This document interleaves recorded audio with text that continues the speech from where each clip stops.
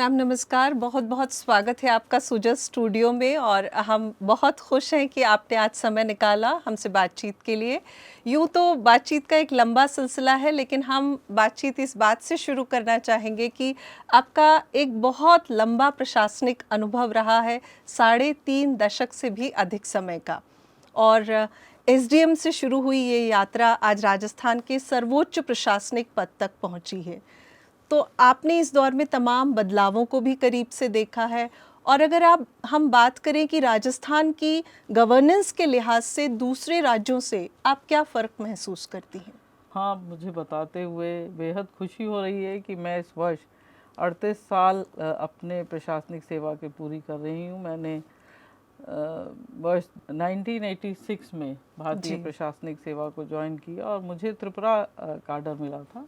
वहाँ मैंने ट्रेनिंग ली, वहाँ मैं एसडीएम खोवाई बनी और उसके उपरांत मैं राजस्थान आई और राजस्थान में मेरा पहली पोस्टिंग एसडीएम अलवर के रूप में हुई और उसके बाद मेरा राजस्थान में अपना सफ़र शुरू हुआ। जी। और मैंने ज़िला कलेक्टर रही मैं बूंदी में, उसके उपरांत मैं अजमेर ज़िले में रही।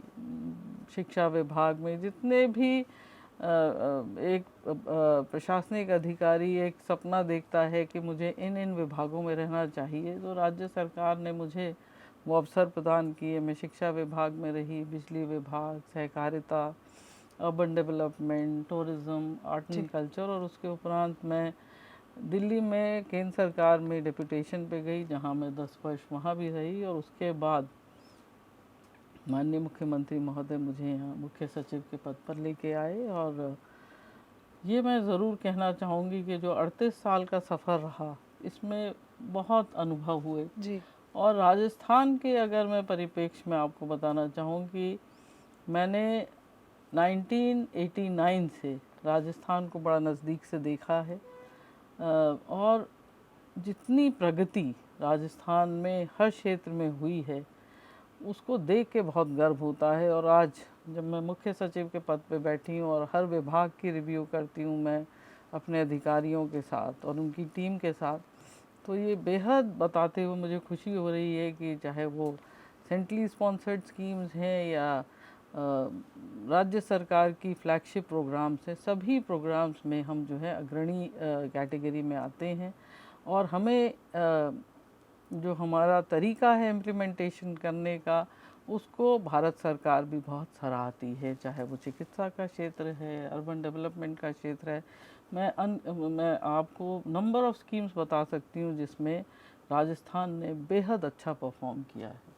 जब मैम स्कीम्स की बात चली है, तो अगर बात करें, चाहे उड़ान योजना हो, इंदिरा रसोई योजना हो, इंदिरा गांधी शहरी रोज़गार गारंटी योजना हो, आपने कहा कि देश भर में इनका जिक्र भी है, चर्चा भी है, सराहना भी हो जी रही है। तो जाहिर सी बात है कि धरातल पर इन्हें लाने में बहुत सी चुनौतियां भी जी रही होंगी। जी। तो कैसा आपको लगता है और कैसे उनका सामना किया गया? जैसे आपने जैसे कहा कि राजस्थान कई योजनाओं में अग्रणी रहा है। जैसे मैं स्वास्थ्य क्षेत्र का अगर उदाहरण दूं तो उसमें चिरंजीवी योजना है। राजस्थान पहला राज्य है जिसने चिरंजीवी योजना को लागू किया और बहुत शॉर्ट टाइम में हमने जो है इसमें उन सभी पहलुओं को मॉनिटर करते हुए इसको किस तरह से ग्राउंड पे इसको सीमलेसली हम लोग जो है इसको इम्प्लीमेंट कर पाएँ। इसमें हमारी जी। पूरी ज़िला कलेक्टर, ज़िला प्रशासन, कलेक्टर्स के साथ घंटों मीटिंग करना, पूरी टीम को सेंसिटाइज करना और हमने कोशिश की कि हम इसे 1 महीने के भीतर जी। हम जो है इसे ग्राउंड पे उतार पाए और हर व्यक्ति जो इस योजना से जुड़ा हुआ था उसको हमने सेंसिटाइज करने का पुरजोर प्रयास किया। और बताते हुए बेहद खुशी हो रही है कि न केवल राज्य में बल्कि इसको नेशनल लेवल पे अन्य राज्यों में भी इस स्कीम को बहुत सराहा जा रहा है। इसी तरह अगर हम उदाहरण दें इंदिरा रसोई योजना का, जिसमें माननीय मुख्यमंत्री महोदय का उद्देश्य था कि कोई भूखा नहीं सोए, और जिस तरह से शहरी क्षेत्र में इंदिरा गांधी रसोई योजना की क्रियान्विति हुई, आज उसको स्टडी करने के लिए कई राज्य अपनी टीम को भेज रहे हैं कि यहाँ राजस्थान में इस योजना को देखा जाए, पढ़ा जाए और उसका किस तरह से सक्सेसफुल इम्प्लीमेंटेशन हुआ है और एक ट्रांसपेरेंट तरीके से हुआ है, ये अपने आप में एक मॉडल बन के उभरा है। इसी तरह अगर हम बात करें इंदिरा गांधी शहरी रोजगार योजना की, राजस्थान फिर से अग्रणी राज्य है इस योजना को लागू करने में, और बहुत शॉर्ट टाइम में हमने 9 सितंबर को इसको लागू किया था और विद इन 2-3 मंथ्स हम लोगों ने श्रमिकों की संख्या काफ़ी बढ़ाई और इसमें ऐसे हमने सेक्टर्स चुने जिससे शहरी क्षेत्र में उनके टेंजिबल आउटकम्स आए, जैसे वाटर बॉडीज़ का रिजुविनेशन करना या शहर को सुंदर करने के लिए पेंटिंग का कार्य लेना, ऐसे टूरिस्ट स्पॉट्स बावड़ीज़ हैं उनको सुधारना, पार्क सुधारना, शमशान घाट हैं, कब्रिस्तान है, तो जिससे ये लगे कि इस योजना को बहुत सुनियोजित तरीके से इसको ग्राउंड पे इम्प्लीमेंट किया जा रहा है और एक समय के बाद जो एक परसेप्टेबल चेंज इस योजना की क्रियान्विति के मार्फत दिखना चाहिए वो लोगों को दिखे, ऐसा भी हम एक शॉर्ट टाइम में लोगों को इसका अनुभव हम दिला पाए। इसी तरह जब हम राइट टू हेल्थ की बात करते हैं, जो एक देश में एक चर्चा का विषय बन गया है, राजस्थान एकमात्र राज्य है जिसने राइट टू हेल्थ, जन जन को स्वास्थ्य का अधिकार मिले, इसके लिए ये राइट टू हेल्थ बिल लाया गया है।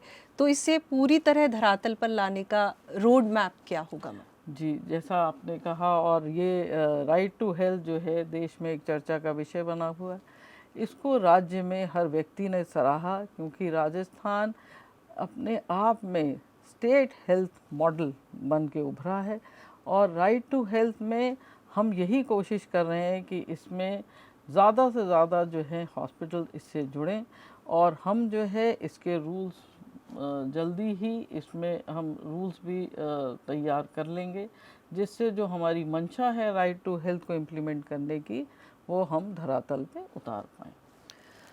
जब से आपका कार्यकाल शुरू हुआ तब से तकरीबन 1.25 साल ये पूरा हुआ है और आपकी शुरुआती दौर से ही ई गवर्नेंस में खासी रुचि रही है, टैग बेस्ड प्रोजेक्ट्स पे भी आप इसको बहुत हिमायत करती रही हैं और आपने सचिवालय में भी कुछ समय पहले ही ई फाइलिंग सिस्टम इंट्रोड्यूस किया।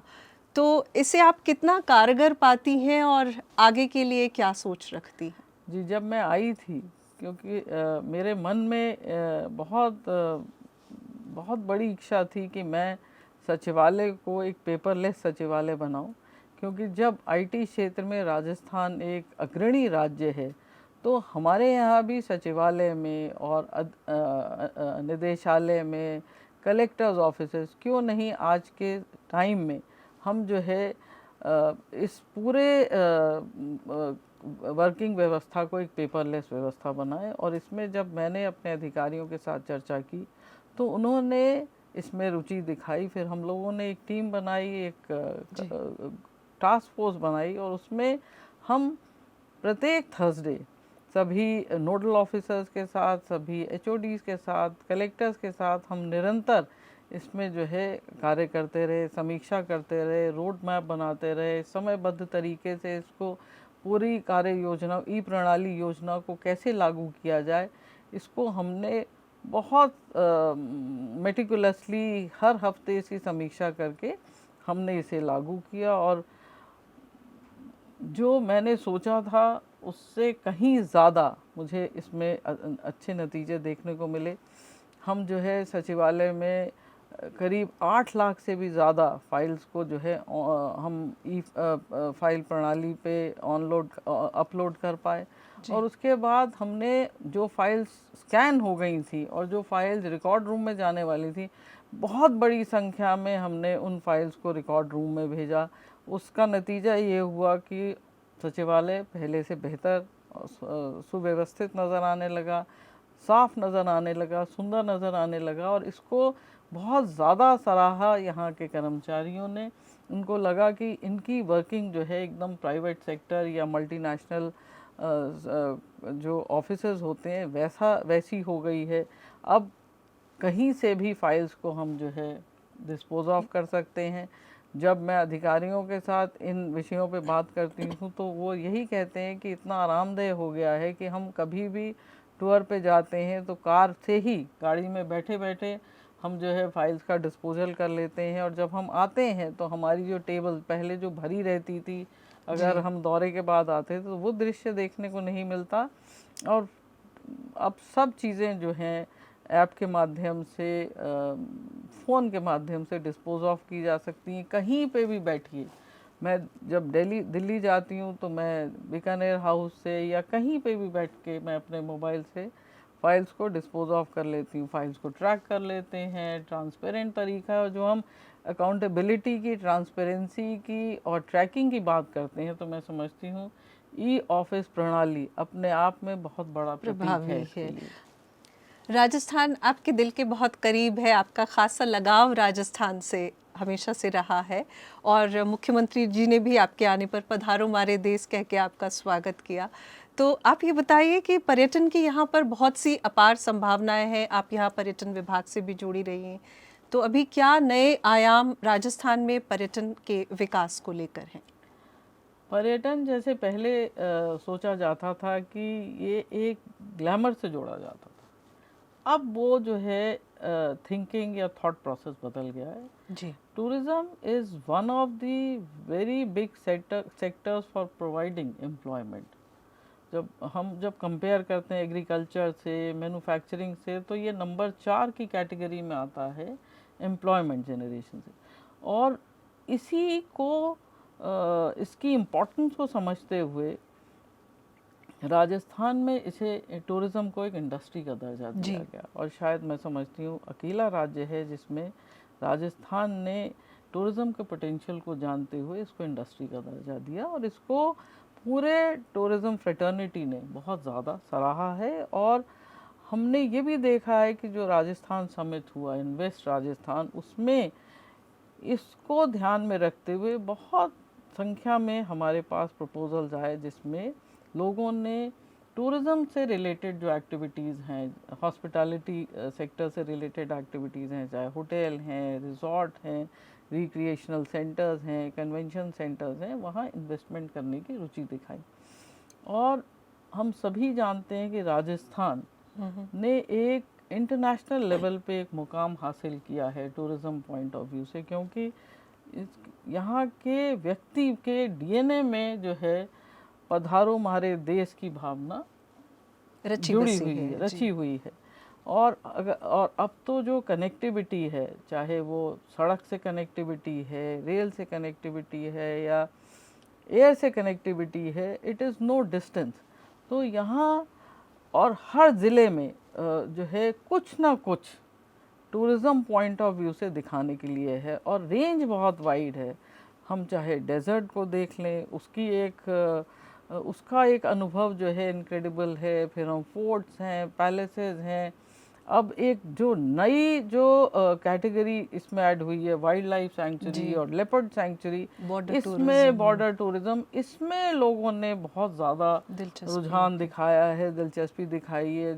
अब कहीं भी किसी भी देश के राजधानी में 10 मिनट की दूरी पे लेपर्ड सैंक्चुरी कहीं नहीं देखने को मिलेगी। राजस्थान में जयपुर में 10 मिनट की दूरी पे 2 लेपर्ड सैंक्चुरी हैं। तो इस तरह के जो अद्भुत अनुभव हैं पर्यटन को लेके, ये राजस्थान में ही मिलेंगे। कि आप कोटा जाएं तो वहाँ डॉल्फिन देखने को मिलेगी, या आप घड़ियाल सैंक्चुरी है, और एडवेंचर टूरिज्म देखें, रिलीजियस टूरिज्म देखें, तो whenever a tourist come, he or she gets a complete wholesome experience and wide ranging activities when it comes to experiencing tourism. So considering that Rajasthan has done exceedingly well on exploiting tourism potential, we are constantly working towards it. For example, we are focusing on how to sort of promote lesser known destinations. तो इसलिए चाहे वो आदिवासी इलाका है या आपके village tourism है, eco tourism है, ट्रेल्स हैं, we are trying to enter into all the possible areas, because we know it not only provides tourism, it gives lot of employment in this sector. तो नए नए tourist circuits पे भी जी, काम हो रहा है। जी। अभी हाल ही में आपने जिक्र किया And इन्वेस्ट not to जी mention on the wedding destination, या it is Rajasthan is becoming hugely popular on wedding national destination. Level पे Yes, award yes, best yes. To wedding Absolutely. I mean, there is destination. no area which is left where Rajasthan has not got award. Tourism के साथ ही हम ये बात करना चाहेंगे, अभी आपने इन्वेस्ट राजस्थान समिट का जिक्र किया, तो उसमें बड़ी तादाद में टूरिज्म के अलावा भी और सेक्टर्स जी, के एमओयू हुए, तो जी। उनकी अभी फिलहाल ज़मीनी स्थिति क्या है धरातल पर? बहुत अच्छी। इन्वेस्ट राजस्थान को बहुत ज़्यादा सराहा गया और उसकी अपार सफलता इसी से देखने को मिलती है कि ऐसा कभी नहीं हुआ कि एमओयूज जो साइन हुए हैं उसके 49% से भी ज़्यादा ऑपरेशनलाइज हुए हों। तो ये अपने आप में बहुत बड़ा अच्छा सक्सेस response है। इंडिकेटर है that this was a huge success. अब अगर बात करें कि राजीव गांधी ग्रामीण ओलंपिक खेल के ज़रिए, इस महाकुंभ के ज़रिए राजस्थान ने इतिहास रचा और अब तैयारियां हैं शहरी ओलंपिक की भी, तो आपको लगता है, आप तो स्पोर्ट्स मिनिस्ट्री में भी रही हैं, कि ऐसे आयोजनों की क्या सार्थकता है? नहीं, ये इस तरह के आयोजन बहुत ज़रूरी हैं, पर्टिकुलरली जो 2 साल कोविड हम लोगों ने जिस दौर से हम गुजरे हैं और दुख को और सुख को हमने बहुत करीब से देखा है, तो उसके बाद इस तरह के आयोजन जिसमें लोगों का पार्टिसिपेशन और हर एज ग्रुप जुड़े, और इससे क्या होता है कि न केवल एक बहुत पॉजिटिव एनवायरनमेंट बनती है बल्कि एक हैप्पीनेस इंडेक्स भी जो है पूरे प्रदेश का इम्प्रूव होता है। हमने सोचा नहीं था कि रजिस्ट्रेशन के बाद इतनी बड़ी संख्या में हम जो है, चाहे वो ग्राम पंचायत स्तर था या ब्लॉक स्तर था, ज़िला स्तर था, राज्य स्तर था, इतनी बड़ी संख्या में चाहे 8 साल का बच्चा हो कि 80 साल के वृद्ध हों, वो सब आपस में एक बहुत कॉम्पिटिटिव स्पिरिट के साथ, बड़ी स्पोर्ट्समैन स्पिरिट के साथ इन खेलों में पार्टिसिपेट करेंगे। तो वो एक अद्भुत माहौल था। जब हमने इस की शुरुआत की थी तो ऐसा कभी भी नहीं एक्सपेक्ट किया था कि ये एक फेस्टिविटी, एक फेस्टिवल के रूप में उभर के आएगा, और चाहे वो लड़कियां थीं, बुज़ुर्ग थे, बुज़ुर्ग महिलाएं थीं, चाची पोती के साथ खेल रही है, दादी नाती के साथ, पोती के साथ, इस तरह का जो हमने एक पार्टिसिपेशन और भागीदारी जिसे मैं कहूँगी देखी, वो उसने अनेक ऐसी सक्सेस स्टोरीज हमें दिखाई कि फिर ये सोचा गया कि ये हर साल इस तरह का आयोजन होना चाहिए। और चूंकि पिछले साल शहरी क्षेत्र में नहीं हुआ था, तो इस बार शहर और ग्रामीण दोनों साथ इलाके में। दोनों को मिला के आयोजन होगा। और पिछली बार कुछ जगह से हमें ये भी सुनने को मिला कि अगर हमें पता होता तो हम भी इसमें पार्टिसिपेट करते। तो इस बार हमने रजिस्ट्रेशन खोल दिए और बड़े पैमाने पर उम्मीद ही है कि बहुत बड़े पैमाने पे, बहुत बड़ी संख्या में इसमें राजस्थान के बच्चे से लेके वृद्ध व्यक्ति तक इसमें पार्टिसिपेट करेंगे। हम बात कर रहे हैं कि जो ये खेल ओलंपिक थे, महाकुंभ थे, ये एक तरीके से जन जन का उत्सव बन गया, और अभी ऐसा ही कुछ नज़ारा महंगाई राहत शिविरों में भी नज़र आ रहा है कि लोग आ रहे हैं और पूरी जन भागीदारी, एक मेले सा माहौल उनमें नज़र आ रहा है। तो इस पर आप क्या कहना चाहेंगी? महंगाई राहत कैंप जब ये आइडिया कंसीव किया गया था, तो उसमें पूरा उद्देश्य ये था कि हर लाभार्थी के पास राज्य सरकार पहुंचे और उन्हें बताए कि वो किस किस योजना में अपनी पात्रता रखते हैं। और अब जब इसको पूरी प्लानिंग की गई, एग्जीक्यूट की गई, तो कभी भी नहीं सोचा था कि डे 1 पे ही ये अभूतपूर्व नज़ारा हमको देखने को मिलेगा। क्योंकि दौसा में गई और मैंने भी कैंप्स देखे और बहुत लोगों से, बेनिफिशरी से बातचीत भी की, तो एक जैसा आपने कहा कि बिल्कुल उत्सव जैसा माहौल है। बहुत उत्साह के साथ जो है लाभार्थी आ रहे हैं, सभी दस्तावेज लेके आ रहे हैं, हर चीज़ को समझ रहे हैं। जब हेल्प डेस्क पे जाते हैं, अपना रजिस्ट्रेशन कराते हैं, पर्ची कटवाते हैं, फिर उन योजनाओं के बारे में, एक एक योजना के बारे में समझते हैं, फिर उन सबको एक अपनी जैकेट में डालना, उसे रखना और एक बहुत गौरवान्वित महसूस करना है कि मुझे जो है ये इन योजनाओं के तहत लाभ मिलेगा जो कि मुझे मिलना चाहिए। तो मैं समझती हूँ कि न केवल ये एक प्रयास था बल्कि ये एक बेस्ट मॉडल ऑफ गवर्नेंस था और एक ट्रांसपेरेंट मॉडल ऑफ गवर्नेंस था, जिसमें सरकार जो है जितने लाभार्थी हैं उन परिवारों के पास पहुंच के उनको ये बता रही है कि जिन योजनाओं में आप पात्रता रखते हैं आपको हम जो है इस पर्टिकुलर डेट से इस योजना का लाभ दिलवाएंगे। ये गवर्नेंस की जनता की उम्मीदों पर पूरी तरह खरी उतरने वाली बात हुई। लेकिन अगर हम अधिकारियों के स्तर पर इसकी बात करें, क्योंकि ये सारी चीज़ें हो रही है राजस्थान में, सुनवाई की भी अब वो है, अधिकार है और सूचना का अधिकार है, तो कहीं ना कहीं प्रशासनिक तंत्र की भी जवाबदेही बहुत बढ़ गई है, उनकी जिम्मेदारी, उनका उत्तरदायित्व। तो ऐसे में आप क्या चाहती हैं कि किस तरह निचले स्तर पर भी जो है वो सर्विस डिलीवरी हो सरकार ने बेहतर तरीके से? सरकार ने एक व्यवस्था बनाई है कि पहला बृहस्पतिवार, दूसरा बृहस्पतिवार, तीसरे बृहस्पतिवार पे किया इस तरह से गया है कि पहले बृहस्पतिवार पे ग्राम पंचायत पे जन सुनवाई होगी, दूसरे बृहस्पतिवार पे सब डिविजनल लेवल पे और तीसरे बृहस्पतिवार पे जिला स्तर पे जन सुनवाई की जाएगी।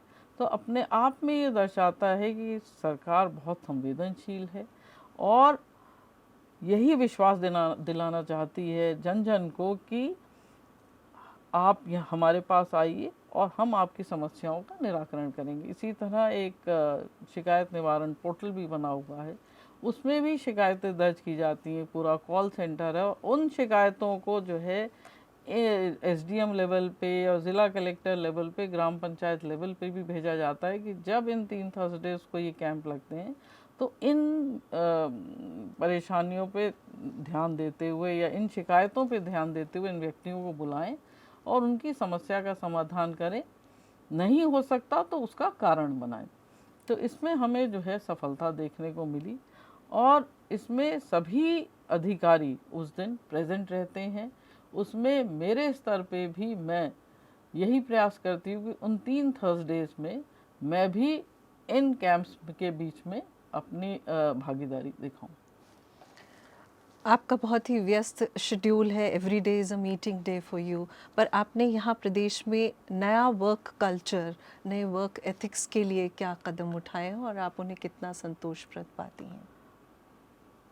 मैंने जिस पद को संभाला है उसमें एक ये अपेक्षा रहती है कि मुख्य सचिव के पद पर मैं एक टीम भावना पैदा करूं और एक कोऑर्डिनेटेड मैनर में सभी को मोटिवेट करते हुए जितनी भी राज्य सरकार की योजनाएं हैं उनको हम जो है सक्सेसफुली उनको किस तरह से इम्प्लीमेंट करें और कोशिश करें कि राजस्थान को हम जो है बहुत अग्रणी श्रेणी में रखें।